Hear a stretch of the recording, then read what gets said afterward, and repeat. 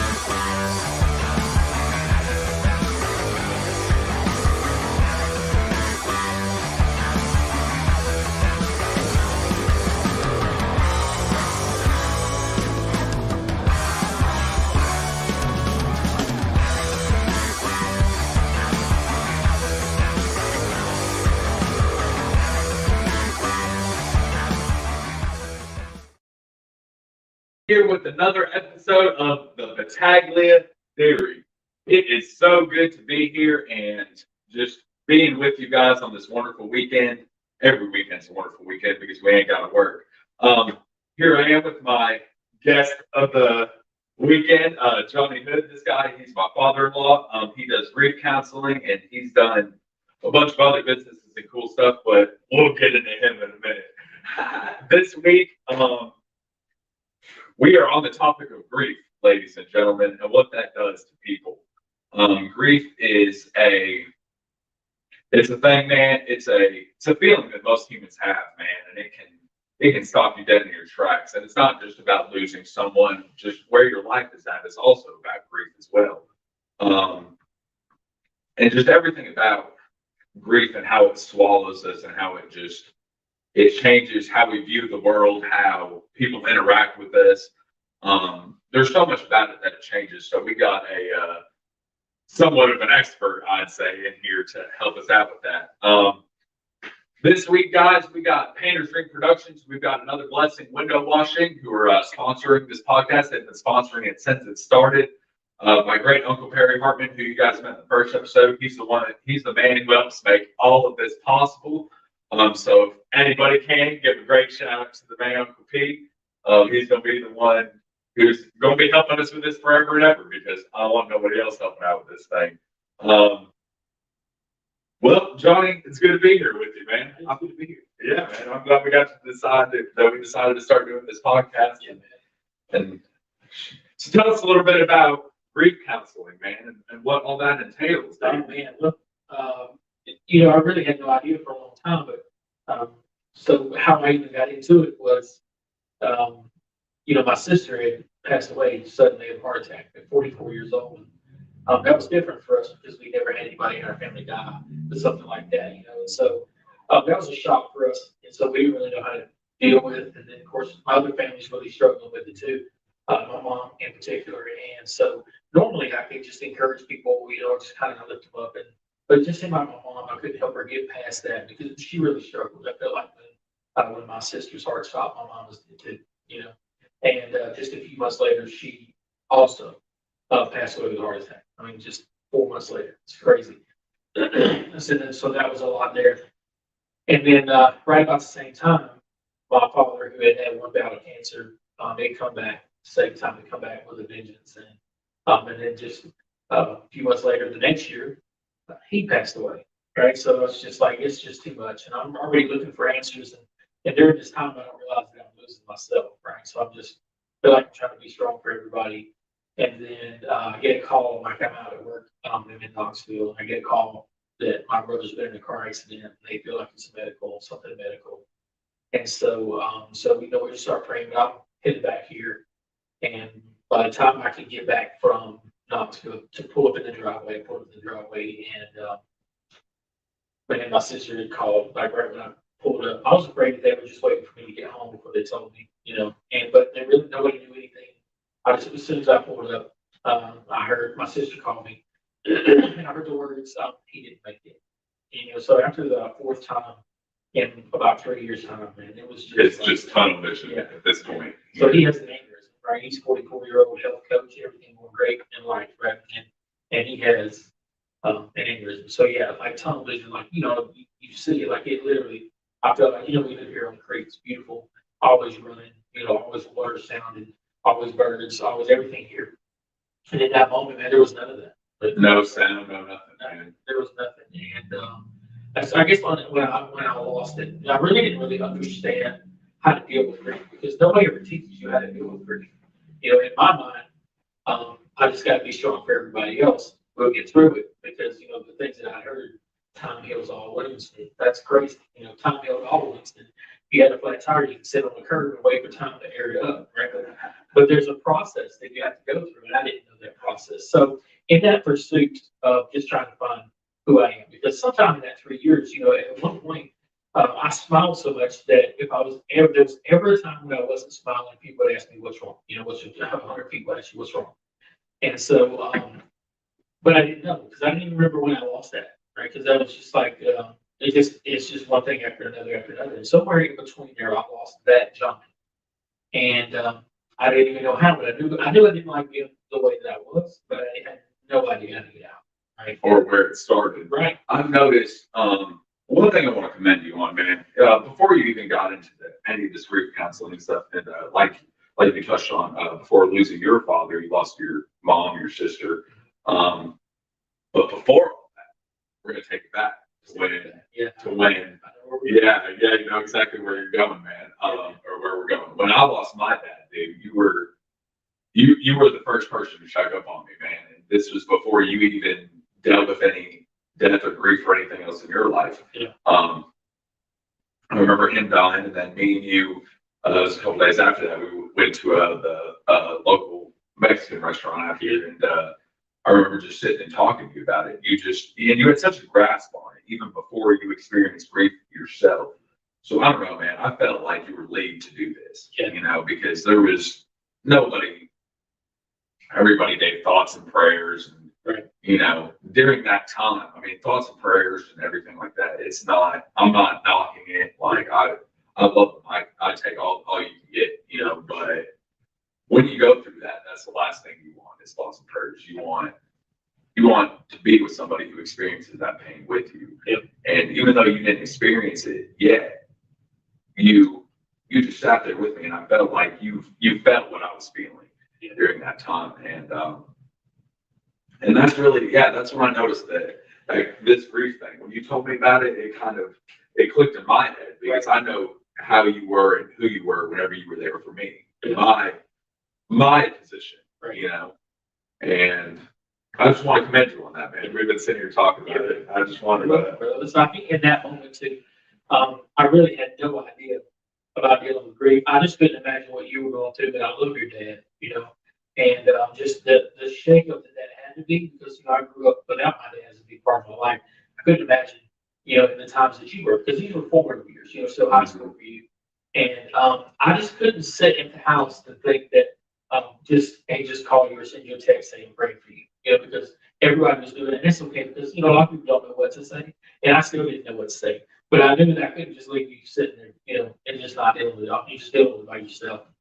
Um, and who knows, that could be just a preparation thing for me, but I've always had that empathy in that direction.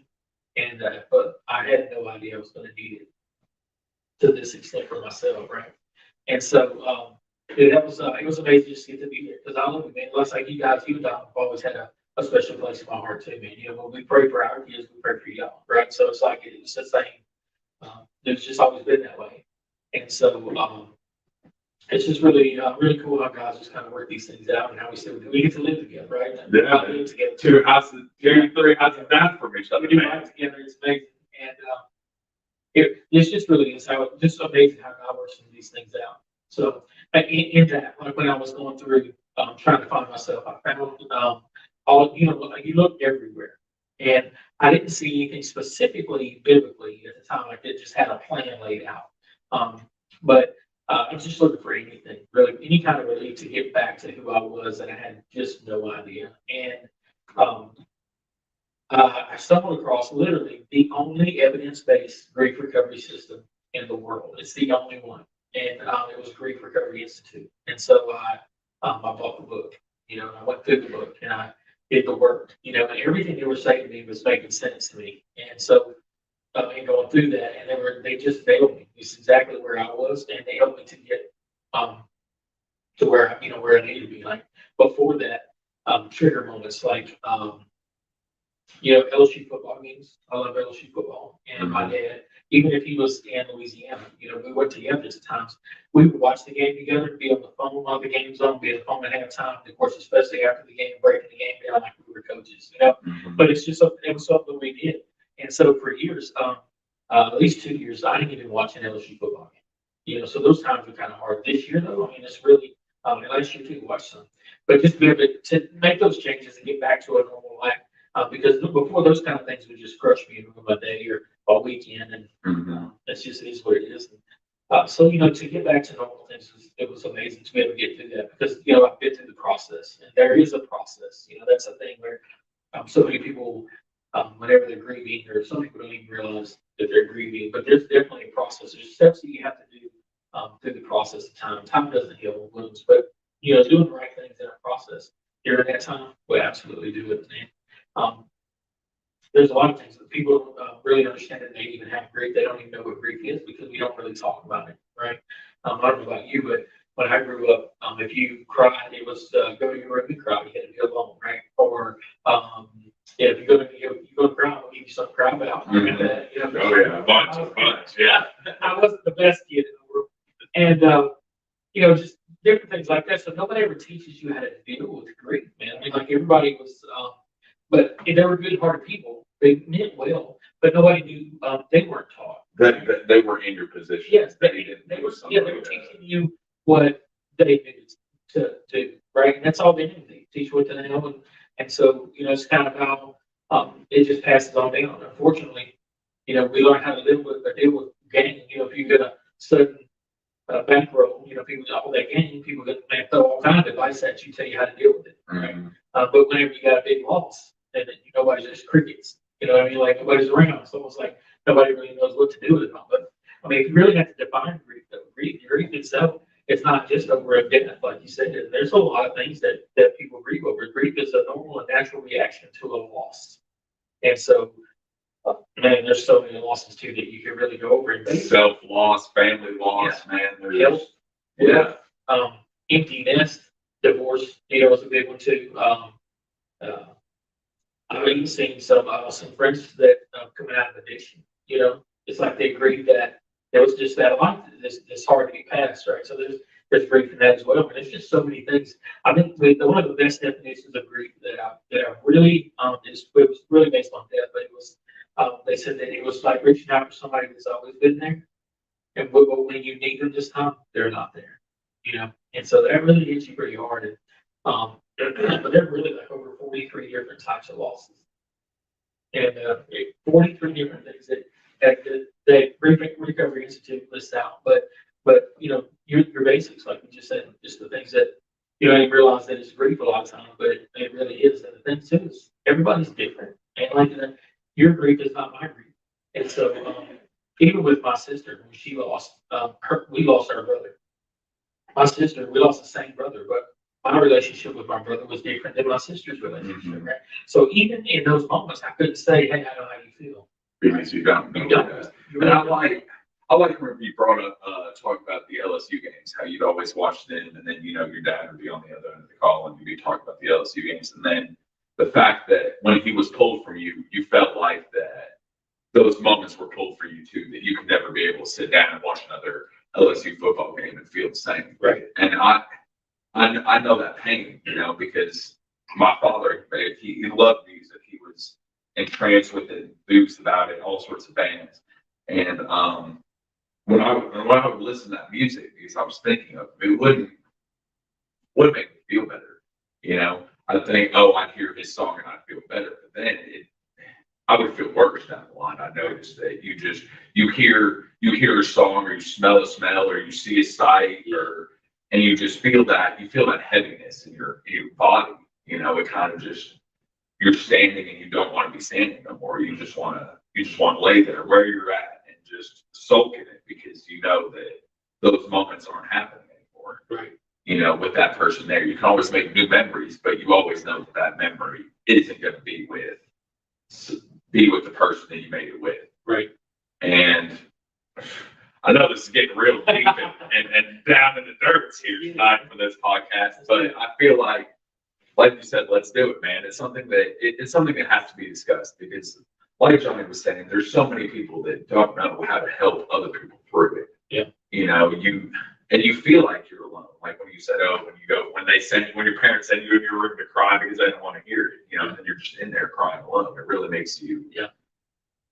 Yeah. And in grief, like you said, nobody knows what to say. So they just say whatever they think they should say, right, to make you feel better. And there's the feeling of loneliness and grief combined is, both feelings by themselves aren't fun feelings. And then when you put them together, it feels like it just double weighs you down. One's 50 pounds, one's another 50 pounds. Now you got 100 pounds of it. Right. And I commend you for taking this path that you went, this grief path that you went down, because it's important. Nobody knows they need a grief counselor until something happens and they need it. Yeah. And I think I just think it's commendable for people who lose people and who figure out how to move on and how to make that next day go, and how to get up and keep on moving without that person that isn't there anymore. Right. It's different, for me, because yeah, it was my dad, and yeah, I was young, but everybody experiences the parent. It's very rare when a parent has to bury a child. It happens. I'm not saying it doesn't, but there's just, it's not that it's unexpected. It's not that it's unexpected, but for me and my father's death, it was unexpected. We thought we had more time, but we didn't. Right. And how do you deal with that, man? How do you deal with just the pain of knowing you could have had more time? Well, that's the hard part. That's part of the process, and really in that, you really have to dig deep and look at your times that you did spend with that person, especially. When I sit down with someone, we talk about life, right? We talk about, but like from as far back as you can remember, we dig things out. Let's talk about them, because at the end of the day, it's that the memory that you have, or the effect they had on your life, determines really how hard you hit with the grief, right? Because we don't grieve everything the same. Just depends on your relationship with it. And so we just take a look back at relationships, and we don't do the myths. We really kind of, there's things, people do a lot of things to try to fill the void. We call them in the business stirs, which are short-term energy related behaviors. And so those are things like alcohol, drugs, sex, fantasy, I had one guy who was working out. That's what he's coping. And I mean, he's ripped though, but so I mean, just different things, just keep busy. There's all different kinds of things that people try to do. Some people isolate, which is a horrible one, which was that was my thing, man. I just didn't want to, I want the whole to go away. Yeah. And so you just have to really just look at how you dealt with things in life, right? So we have to look at that relationship, and we just zero in on it, and we talk about it, and we talk about some things with this. At the end, whenever we lose someone, especially, and not just for loss, but just to say for loss of someone in particular, the minute that someone says they're gone, your mind will automatically, I mean, instantly, start thinking about things in your life that you wish you had done different, better, or more with that person. And we can't help that, right? Because it triggers it. And so you start thinking about all the things that you wish you had done differently, or maybe you wish you'd done more of. Yeah, spend more time with this person. Yeah. So many different things that we think of. And so it's just really a matter of teaching people how to get through that process, because there's steps, right? We can't just unload it on someone. This is an 8-week course, right? So it's not like something that you just can learn it day. You wake up the next morning fine. Yeah, it's too much to try to blast them, and you really can't. You need to just take time to process the system and understand this is going to take you a couple months, right? Let's sit down, let's talk about it. And I got people through the steps and how to deal with each loss. It's not like, because there's a lot of losses and we talk about them, but the ones we focus on, and then there's the process of getting through, because, we have those things like forgiveness and unforgiveness, or, things that we're sorry for, things that we, and we really appreciate about them that we didn't say. That's what's horrible. I mean, I could be in a group of people and we have, say if we have 8 people in a group, we'll break it down, we'll talk about different things. You get pretty close to people in the group, because, everybody has different losses, but it's amazing the way that everybody comes together, right? But it makes a chain of it. Yeah. You're telling strangers, really. Of course, there's a confidentiality agreement, obviously, and but you're telling people things about your life that you hadn't shared with people that are really close to you. Because most of the time we feel like people that are close to us don't want to hear it, right? Yeah. They just get tired of it, or we, like just because we feel it, you hear them say things like, we just got to push through, or you just got to get through this, and there's just a lot of things that people say that hurt. I've heard some. So, matter of fact, the man who wrote the Grief Recovery Institute, the Grief Recovery Method, he had lost a son. The reason he had done it is like he lost a baby, and the doctor just told him, "Hey, don't worry about that. Listen, y'all are young. You can have another baby." I was just like, I couldn't. Like, how do you just say, "Okay, thank you," and then walk out? Yeah. How do you? Yeah. And so, but people say things because they don't know what to say, and I've been there too. You don't know. It's things like, you're young. God needed them more than we did. Kind of things like that. Or they're in a better place, which is true for a lot of, especially my family.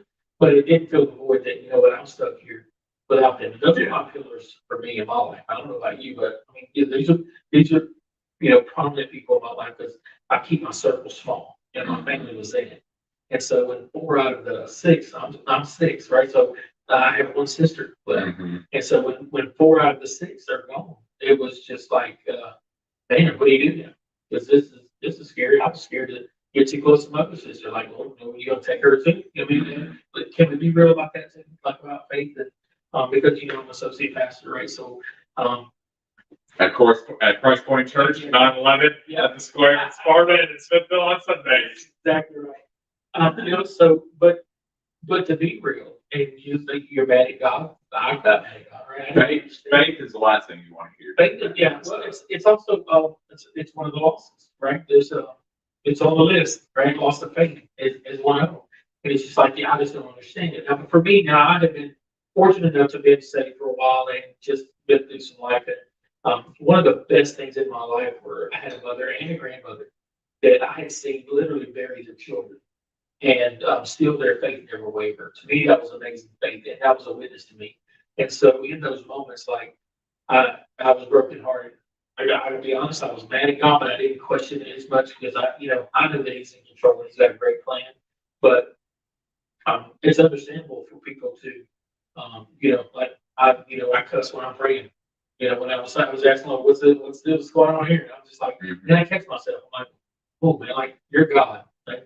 And He's awesome. He's got a great plan. But just that the loss effect in those moments is normal too. It's not like it's, it's just part of that grief process. And we have to deal with it, right? Because if we don't, it can really mess you up, not just for short term, right? Because that's eternity. Yeah. So it's hard to really understand. But I've learned in my life that I don't have to understand God to trust Him. I mean, He's a good God, and He does things better than I ever could. He rarely works things out the way that I want to, right, or the way that I want to. But He does so much better than I do. So I learned to trust Him in those things. But that's a huge deal, right? So it's pretty big, especially in our community and a lot of folks that we're friends in our circles, and the but that's real. That's a normal thing too. Like you're not a horrible person because you question things, or that's part of the emotion that you go through. And what I like, man, is I've noticed, like you said, we hang around in the same, kind of circles. And I've noticed that every single time there's a loss, and you reach out to that person. And you've asked me, you've asked just so many people, and I noticed whenever they lose somebody, you always call them and you ask, what was your favorite memory with that person? Absolutely, yeah. I knew whenever you did it to me, and then, like I said, after I've seen people lose people, and then, me and him, we used to run a rap together. Yeah. And and I remember him calling a whole bunch of people who were, going through the same things I'm going through. You always ask them the same question, what was your favorite memory of that person? And and I see why you do it, because you're just so engulfed with pain and agony and just not being that person, not being here with you, and then when you ask them that question, it kind of makes them turn their mind to the good points. Oh, I remember having this great experience with this person, and I think for a lot of times, people get enough of the excuses or the myths that people throw at you, right? So you get enough of that. And it's easy to stay wrapped up in that loss because it's hard. It's not like, I don't think anyone wants to stay in grief. I think no one knows how to get out. And that was my case. Mine too. And I deal with a lot of people saying, like, they don't know how to get through that process. And so for me, they stay so wrapped up in the grief and so broken that when I can ask them, what's their favorite memory of them? Most of the times it does two things. It lets them know that the biggest thing is to let them know that it's okay to talk about them, right? Because grieving people don't want to be fixed. They want to be heard, right? So let's talk about this person that was passed away. Let's talk about how great they were. Because my sister, when she passed away, of course, everybody knows her as, the singer, right? And talented, anointing, no question. Everybody knew her as that. And everybody's talking about her as that and how much they're going to miss, her singing or whatever. But for me, it almost offended me. Because they're not talking about her as a person. Her as a person, or her as your sister. Yeah. So, and at the same time, that's their best memories of her, right? So they're sharing their best memories of her. I have some amazing memories of her. Imagine growing up with, Tammy and Tracy. Like that was just phenomenal. Like it was. Never no moment. There's never a family event that a guitar didn't get broke out. Song everywhere, even if it was Southern gospel. Like Lord help me. But Southern gospel. Yeah, but you know what? I actually learned to love it now more than ever, just because it just brings back those. Because they're not there to when they sing first in passed your ear. right? When they first passed away, it would crush me, But now you'll have to go through the process and get past that. So basically, what the process is, I keep saying process. Every person who's dealing with grief, there's some incomplete communication with that person, right? There's something about that relationship that's incomplete. And so it's all about getting complete with that relationship and whatever that takes. And, we go through that into the process. But it's really about getting through that thing. But anyway, the two reasons that I asked them is one, it's okay to talk about it. And two, is they're so buried in grief, you can tell them, not only is it okay to talk about it, tell them the good stuff, right? Let's not go through the bad stuff. All this, everybody's, the bad things they remember about the passing away. Mm-hmm. Because those moments shock you. Those are the moments that just hit you, and most often paralyzed people. People don't realize the dangers too of grief. They come through. There are over 12,000 grief, 12,000, 12.5 million grievers a year just for the deaths of people in America alone.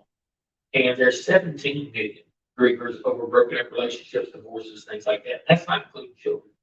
And so there's so much that goes on that people don't even realize. There's health risks, like, if when a wife loses a husband, she is 3 times more likely to die of a heart attack soon. And which is what happened to my mother when she lost her daughter.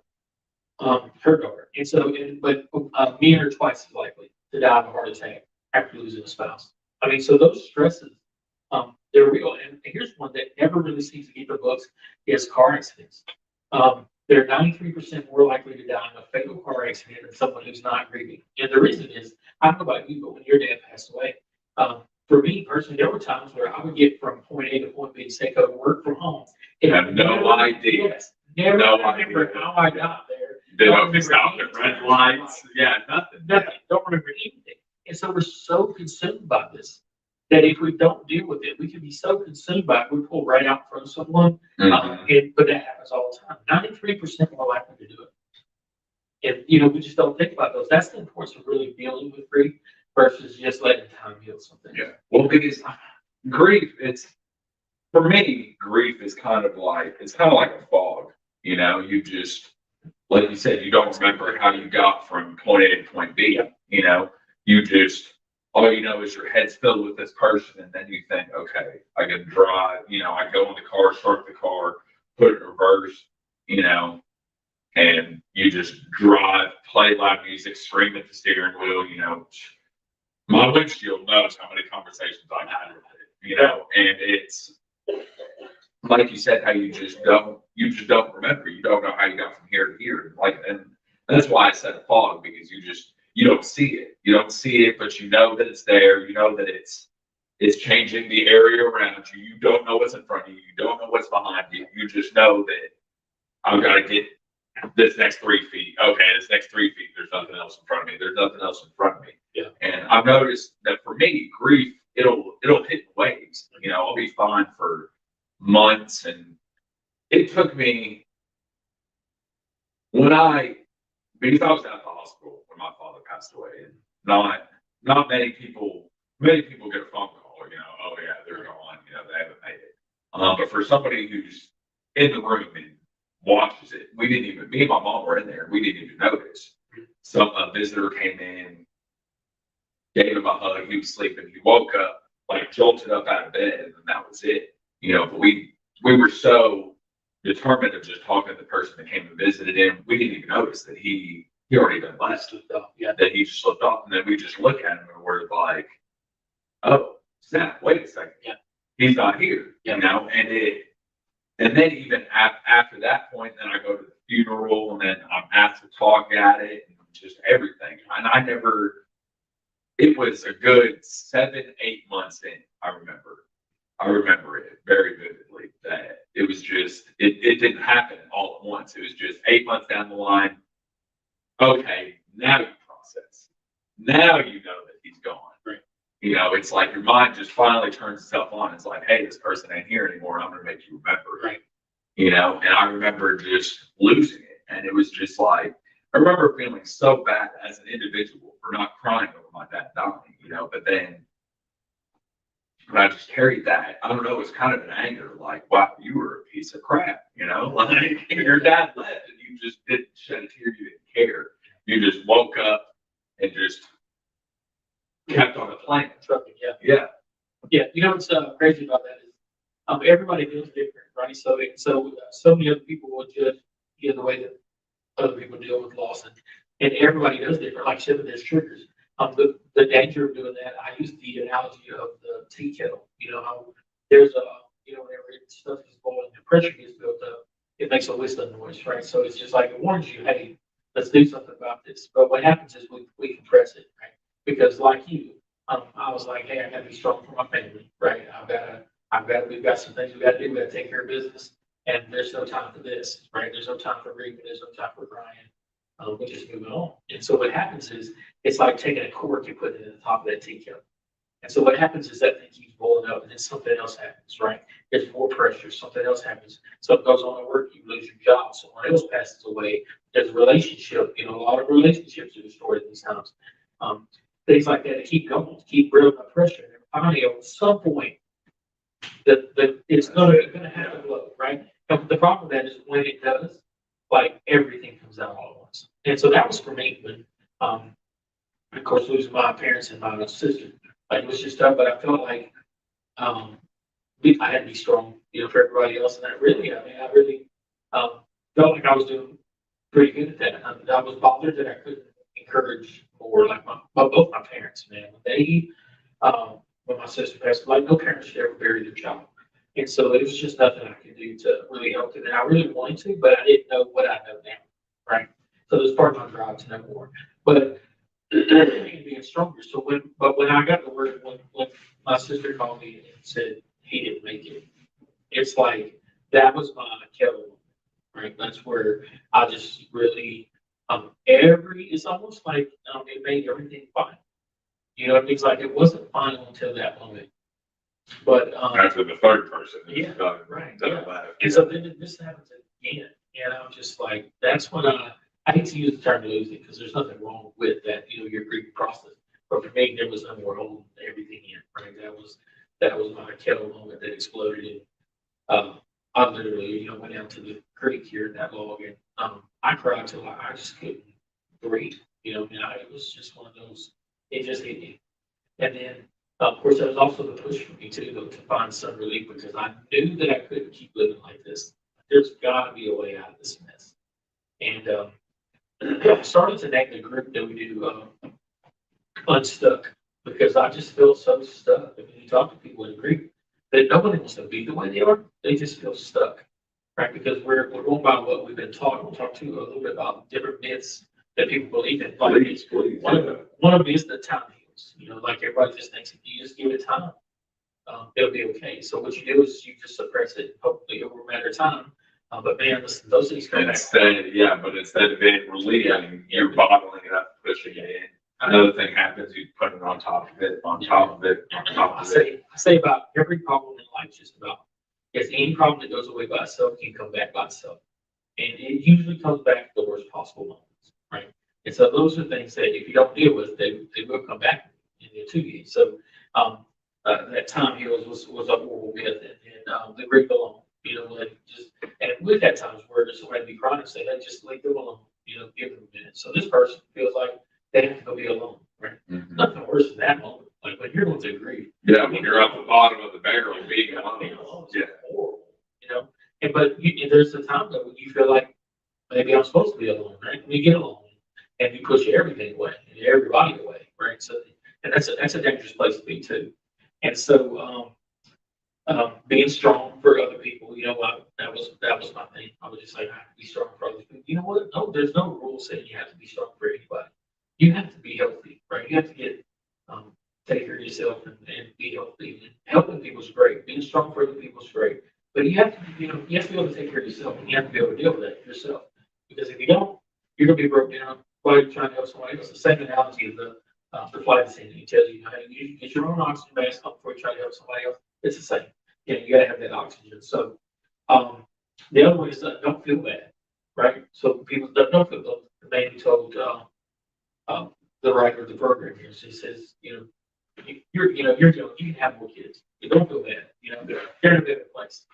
And even though that's true, it doesn't help. It doesn't help at all. At all, not one little bit. Replace the loss was another huge one. It's one of them that a lot of us do. And we learned that as kids. For me personally, if I have a bad day, I had an aunt who made the best banana pudding on the planet. You can't tell by looking at me, but I had bad days. She would make this, right? So I was like, hey, don't worry about it. So what happens is, even if with kids, like we give them, say this banana pudding, right? So hey, here's a cookie, whatever it is, makes it. For the moment, that does work, right? For the moment, you feel better. But then you have to go back and deal with whatever was following. So there's something on later, I get it's unresolved. And then by that time, whenever we come back and want to talk about it, right? Because we still hurt. There's 50 more other feelings that don't follow. That, are you still crying about that? No, we just got to pass it. Let's move on. You know what I mean? Like, we got to talk about it. they just hope that they can replace that loss. Or, talk about, someone losing a significant other, right? Or not just because of loss, could be divorce or whatever, say, just go, find somebody new. There's plenty of fish in the sea. Is there really? Is there really? When you're grieving, come on now. How many people do you know that would replace the loss with someone just to have a horrible Just to relationship? have, Right. just have something to feel. Right. And the relationship is just, it's just crap, right? So, that's what we learn. We learn to replace the loss, which is another, just a horrible, just way to deal with things. And then, keep busy, probably one of the worst ones. Like, I say one of the worst, they're all horrible. But keeping busy is, I compare myself to my work and I have to deal with it. The problem is, You're just delaying the inevitable. Yep. Yeah. Putting that off and just keep busy doesn't work. We all do that. I think at some point, if I just keep busy. Especially men. Yep. I'm not sitting here saying, oh, the male patriarchy, blah, blah, this, that, and the third. But there's so many things that have been pushed onto men as far as how they cope with this world. I'm not screaming toxic masculinity, right? But to an extent, I kind of am. Like how me and you both, the pain that was in us, we just threw it out because we knew there was other people looking up to us. Yeah. We knew that we had no choice but to provide. Yeah, this happened, but it's still not changing the fact that bills are due tomorrow. Yeah. And that we still got to work for that. And it's just, like I said, I'm not screaming it's toxic masculinity, but to an extent it is, Yeah. And they're hiring suicides. They're everything about it's not. People say it's not bad being a man, but as far as whenever we feel inside what we want to put out, it's not fun being a man. Yeah. You'd much rather be a woman. Get with your girlfriends, get your ice cream, you sit on the couch, you watch Gossip Girl, and you just feel better. We can't. And it's like now society's pushing us into a different kind of, into a light. And shoot, my son, he's your grandchild, and whenever he's upset, he cries. I don't sit here and say, "Oh, men don't cry." You got to just. I don't want that. I don't want to set that precedent for him so young. I don't want him to say, "Oh, yeah, your emotions those are for girls. You just gotta." Yeah. So every other man in this country that's just pushed it out, and then they've got an ulcer, whatever. Like, and it's not. If you are somebody, man, woman, child, it does not matter. If you feel that you're grieving and that you need help, get it, dude. So many people would much rather hear your problems than hear your obituary. Yeah. And I saw that one day, and I saw it whenever I was going through those times, because when you lose somebody, I'm not no famous, I'm not famous at all, but I'm definitely no grief counselor, no nothing like that. What I know about it is so little, and it's just been self-taught by me, but I just know that you can't grief. I don't know. Whenever something happens to you and then you get put in that mindset of grief, it's like it literally takes the world around you and throws it in the ocean. And then here you are, you're stuck on this little island called grief, and you're in it by yourself. You don't want to bring people in because you don't want to, oh, this person doesn't want to hear me gripe and complain about losing this person again. I just talked to him last week about this, and the way it just makes you feel so alone, and how you just gotta fight that thought of being alone, because like you said, being alone is one of the worst things. Took us a little bit to figure out, but we figured it out. And like I said, it's just so important, especially as I can't speak for women. I don't know what it's like to be a woman, but I know what it's like to be a man. And I know that a lot of people have been told, push it down, don't worry about it, or that just society as a whole has made us think, okay, we can't worry about this. We've got this to do. We've got to provide.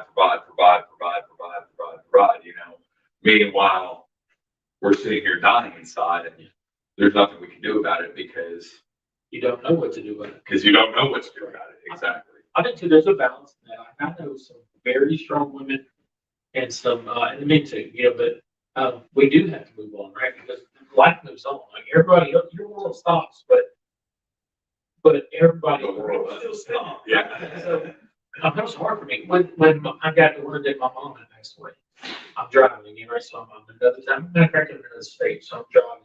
And I'm trying to get back. And then it hits me, like, I've never called my kids. You know, my children have no idea what's going on. I've got to call my kids.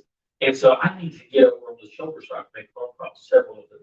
And there was nobody letting me over, right? Because I'm in a semi this time. And nobody's letting me over. And I was so upset. I'm like, don't they realize the world just stopped?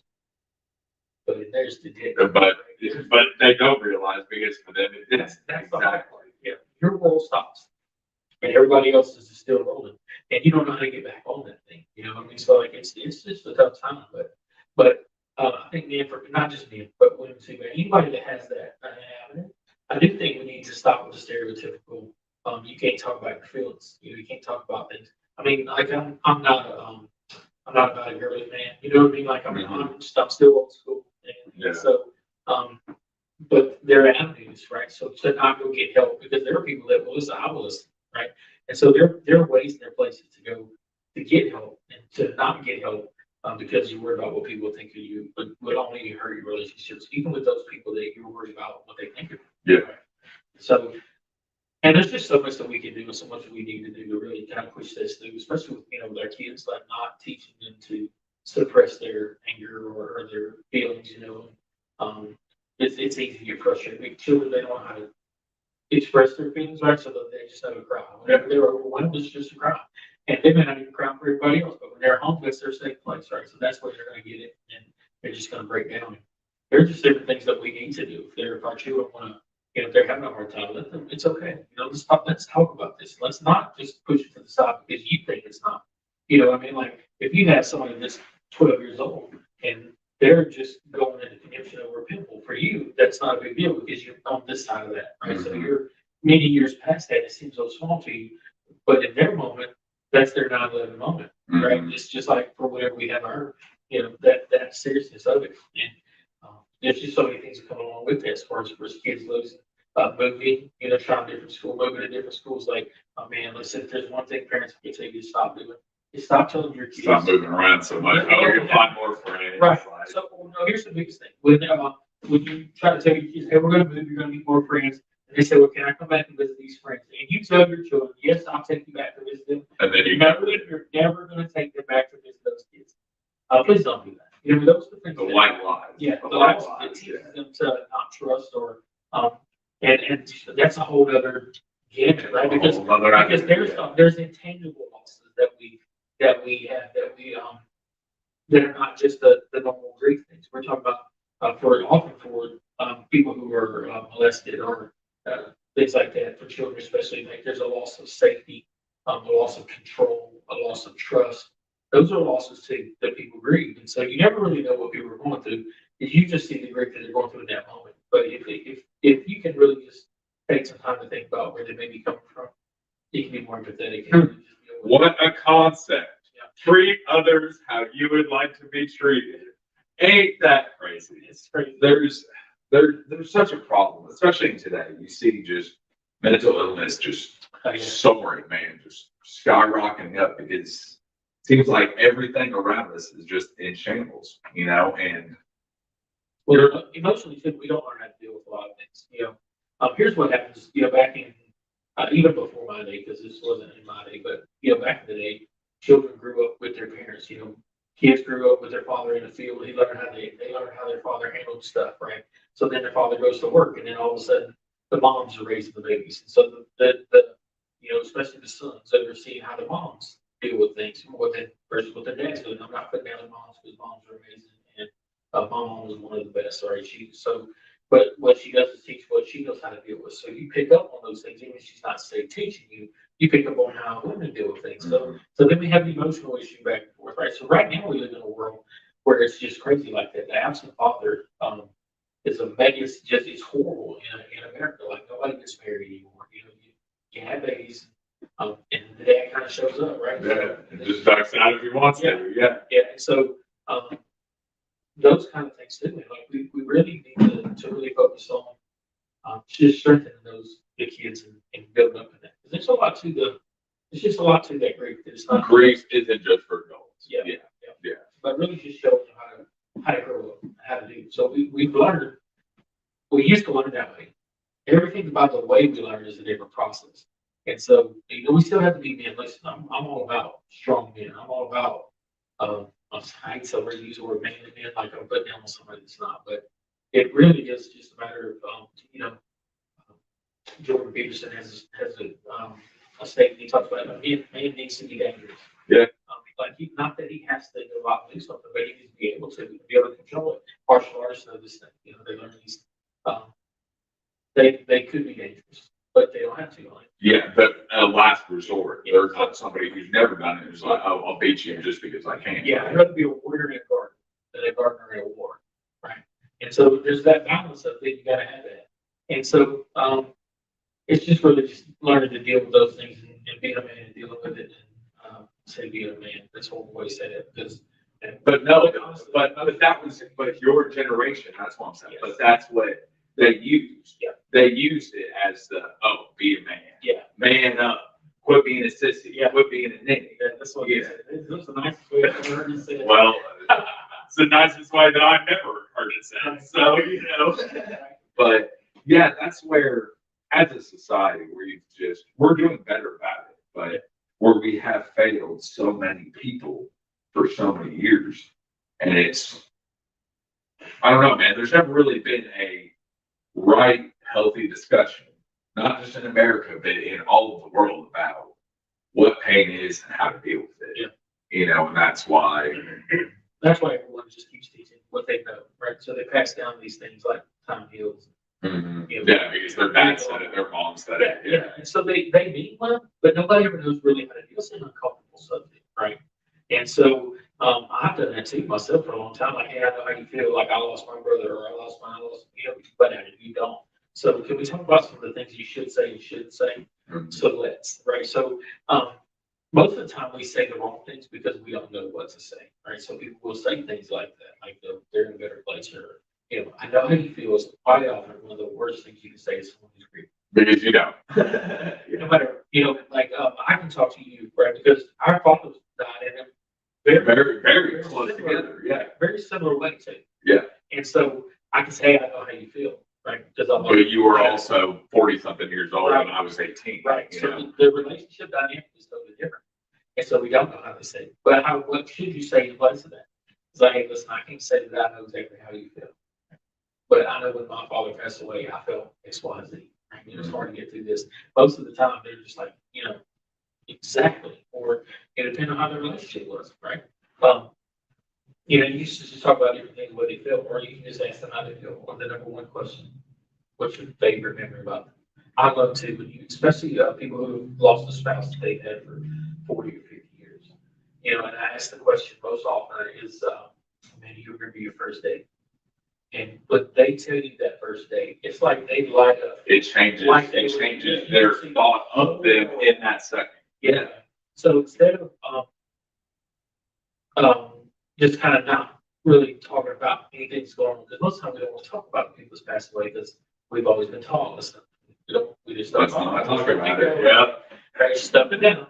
But ask them questions about it, man. Let them ask them, hey, what's your favorite memory? What's your good questions? Yes, people. That is a good question. What's your favorite memory? Or just different things about it. And really just let them know that it's okay to talk about it. Because that's that thing. But careers don't need to be fixed. They need to be heard. Mm-hmm. And if we can just listen as a heart with ears too, that's a huge thing. A lot of times you and I can be having a conversation. And it's normal for us to drift off and think about something else while somebody's saying something else. But when you're talking to a griever, man, be present. Be in that moment. Like, be right there. Be contact. Yeah. The minute they see your attention go off to something else, or your thought process go off to something else, they shut it down. Right? So they stop. And so you just stop, just let them talk. Like this, it's okay. Those are things that you can do for them instead of the cliche statements or whatever. So they're good things to say. We just have to do it. Yeah. Most people don't because you're so comfortable. When you don't know what to say, what do you say? Nothing. Exactly. Say nothing. Yeah, most people say nothing and they won't reach out. Yeah. Like a funeral too, they'll walk.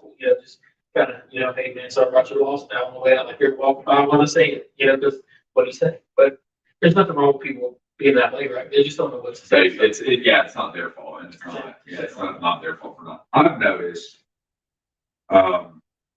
noticed for me personally,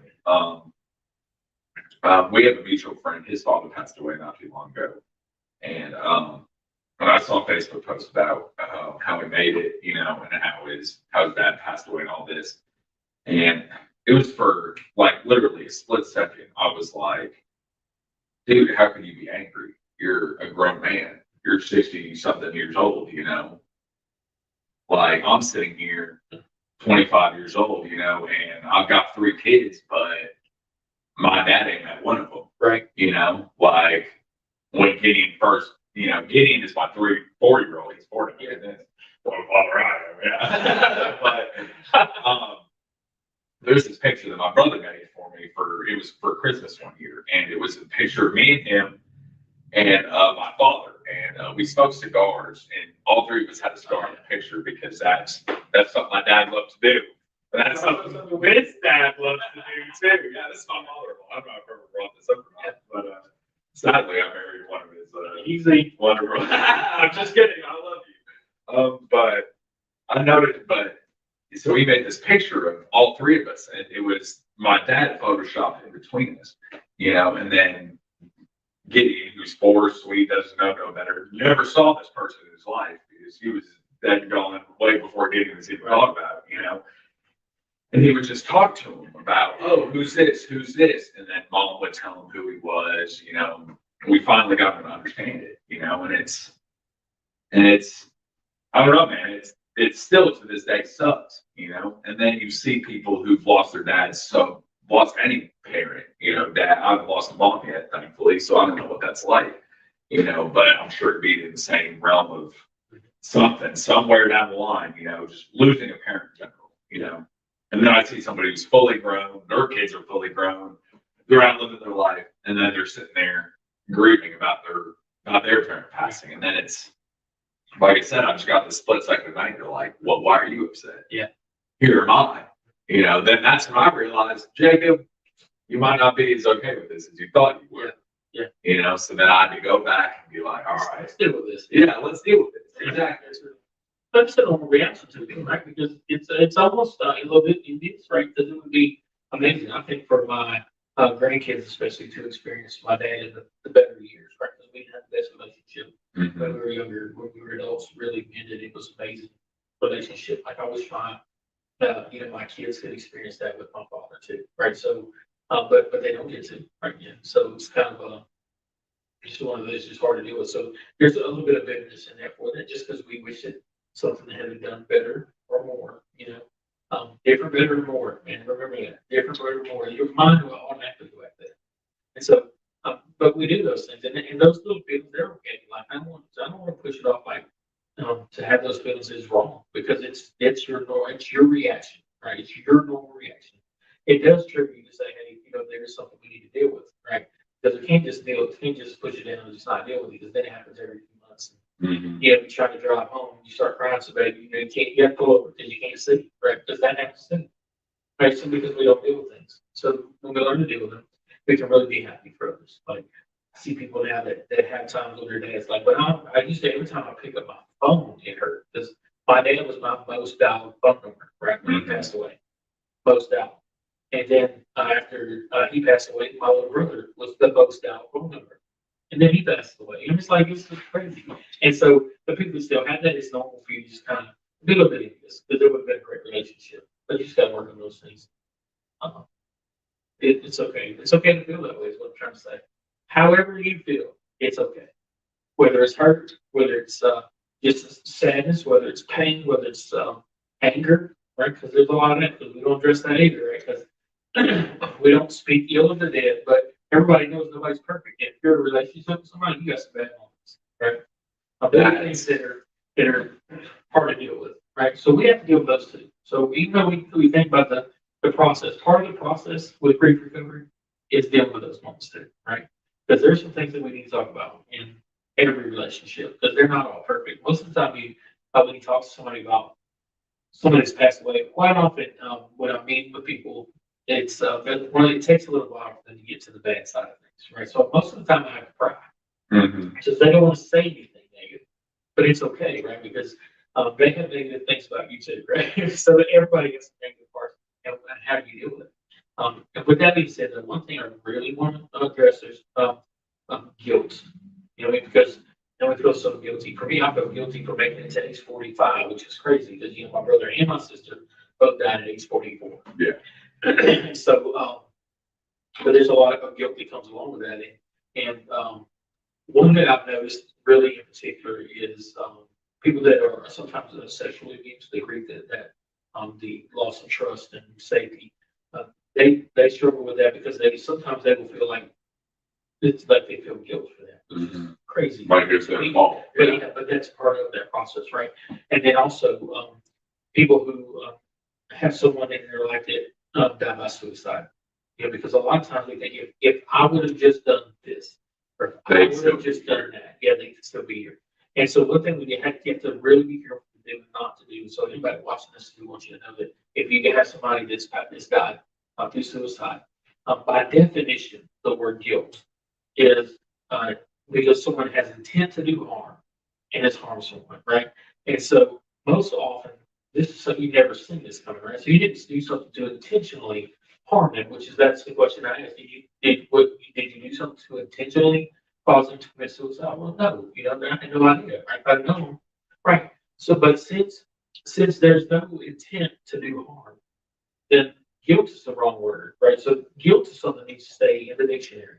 Like you're going through enough right now without putting yourself through some unnecessary guilt. Mhm. And so you're not guilty of that. So You feel bad because you're alive and they're not. yeah, yeah. So you understand that process, understand that you're not guilty of anything. And so let's deal with what's going on, right? Because there's obviously some incomplete communications in there between you and them. So let's deal with that. But we need to put that guilt in the dictionary where it belongs because you're going through enough right now, right? You don't need that add guilt on top of already the pain and stuff that comes with the normal grief. So if you're dealing with that, anybody's dealing with that, just, man, don't. We need to be careful with guilt. That's a process that comes with this Kubler-Ross the stages of grief, and it's actually not even the stages of grief. She even said when she made the book, when she wrote the book, it was about dealing with death and dying, right? Not grief, just death and dying.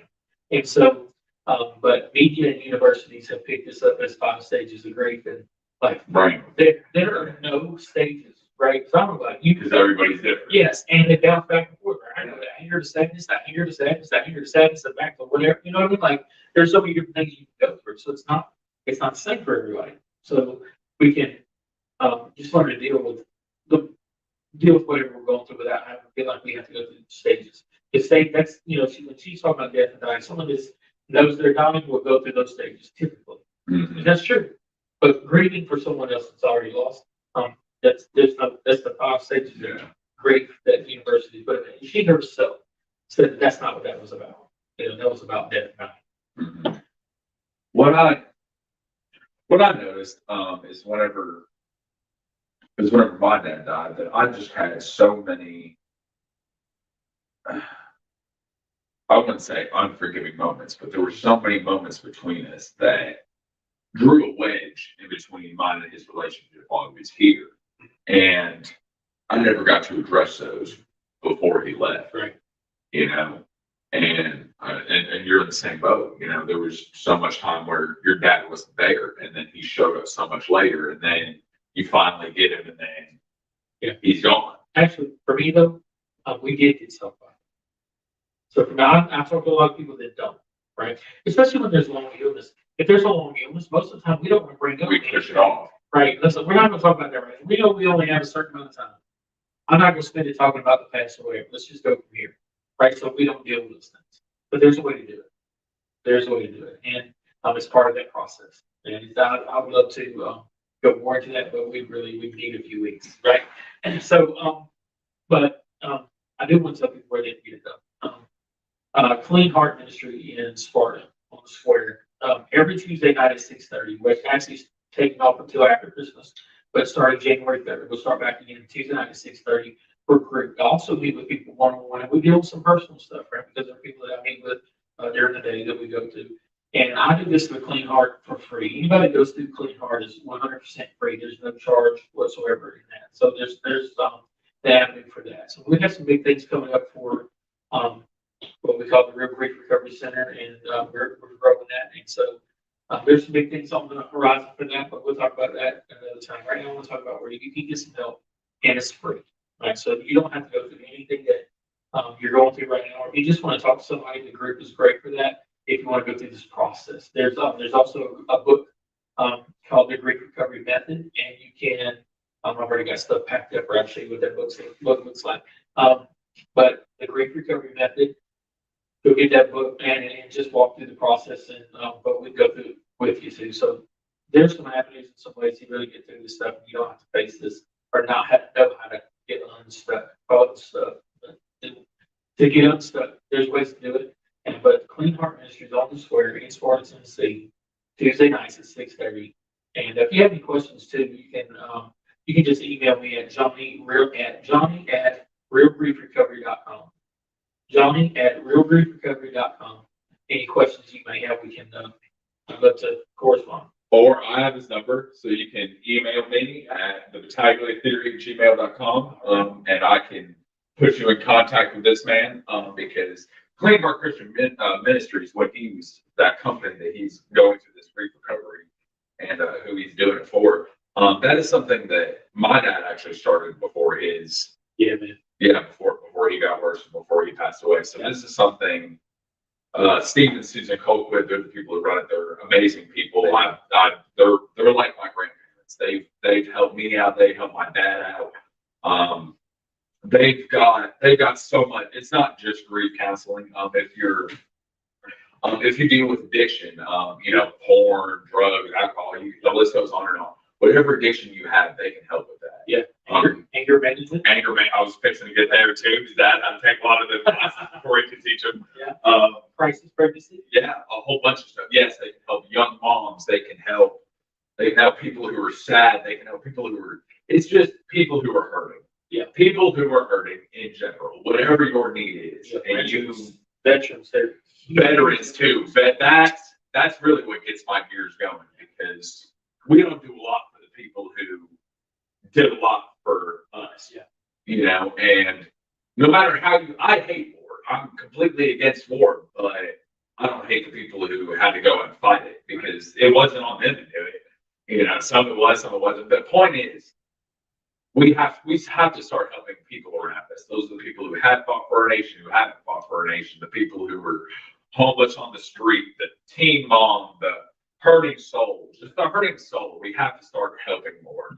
And I'm just so glad that you guys have given me this opportunity to do that. And we've just got to be nice. We've just got to start being kinder as a humanity. We are one human. There's only one human race. We're all different. We all got different colors, skin, looks, orientation, whatever. We're all different. None of us are the same. But we are one human race. And when you have that mindset, and when you can put it together in terms of your neighbor and the person you walk past at the store, the person you've never talked to at work that's on this assembly line or runs this, like everybody, like me and Johnny were just discussing, everybody's struggling with something. Nobody knows what's going on in somebody's head until you talk to them and know. So until you know, just be kind. That's what we were called to do. We were called to be kind and help people. Love them. Everybody's struggling. Nobody in this world has it easy. Nobody. I don't care if you're down here or way up here. Everybody struggles. You can have $1 trillion and still be the most miserable soul on this planet. Your soul can still feel empty, even though your bank account isn't. And I just want you guys to remember that. Here at the Battaglia Theory, we've got a lot of theories. We've got a lot of questions. Yeah. Not a lot of answers. Some answers we do have. Yeah. Guys, I appreciate you for sitting in with me, my father-in-law, Johnny Hood, while we talk about grief and hurting and pain and how you can heal from that. Yeah. From everybody here at the Battaglia Theory, we want to wish you a good night.